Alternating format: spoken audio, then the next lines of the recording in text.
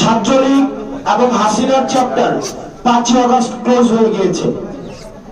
ছাত্রলীগ এবং হাসিনা যদি প্রাসঙ্গিক থাকতোই 5 আগস্ট পালাই যেতে হতো না।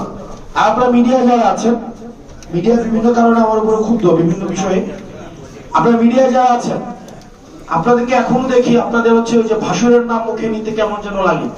আপনারা এখনো সাবেক প্রধানমন্ত্রী শেখ হাসিনা, উনি সাবেক প্রধানমন্ত্রী নাকি ফেসিবাদের যিনি হচ্ছেন একদম বোচার of this motherland, বোচার of Bangladesh, এই বাংলাদেশের হচ্ছে বোচার। 2000 মানুষকে উনি শুধুমাত্র চেয়ার টিকায় রাখার জন্য হত্যা করেছে। আপনারা কেন মিডিয়াতে যে ফেসিবাদী খুনি হাসিনা লেখা যায় না? ফেসিবাদী খুনি হাসিনা যদি আপনারা না লিখেন, আপনারা না বলেন, আপনার হচ্ছে আওয়ামী যে কাঠামো রয়েছে, মিডিয়া রয়েছে, সেটির সিলসিলা আপনারা অব্যাহত রাখছেন। সুতরাং এই যে আমরা এই হাসিনার চ্যাপ্টার প্লাস 5 আগস্ট ক্লোজ করে দিয়েছি, ছাত্রলীগের চ্যাপ্টার 5 আগস্ট ক্লোজ হয়ে গিয়েছে।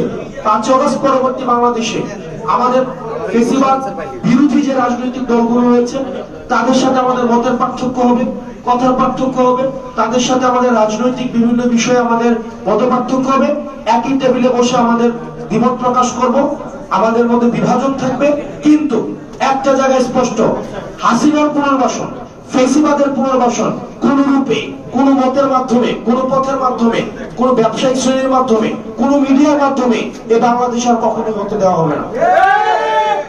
সেক্ষেত্রে হাসিনার ভাষণ যদি আমরা দেখি যে কোন মিডিয়াতে প্রচার করা হয়, আমরা ধরে নিব সেই মিডিয়া হাসিনাকে স্টিল ফ্যাসিলিটেট করছে, এবং জাতির আশা আকাঙ্ক্ষার বিরুদ্ধে অবস্থান নিয়েছে। আমাদের সুশীলতা বিবর্জিত, আমাদের সুশীলতাকে আমরা ছুঁড়ে ফেলে দিয়েছি বলে আমরা এই গণ-অভ্যুত্থান করতে পেরেছি। সুতরাং হাসিনার প্রশ্নে নো সুশীলতা, এবং হাসিনা এবং ছাত্রলীগ একটা ডেড চ্যাপ্টার।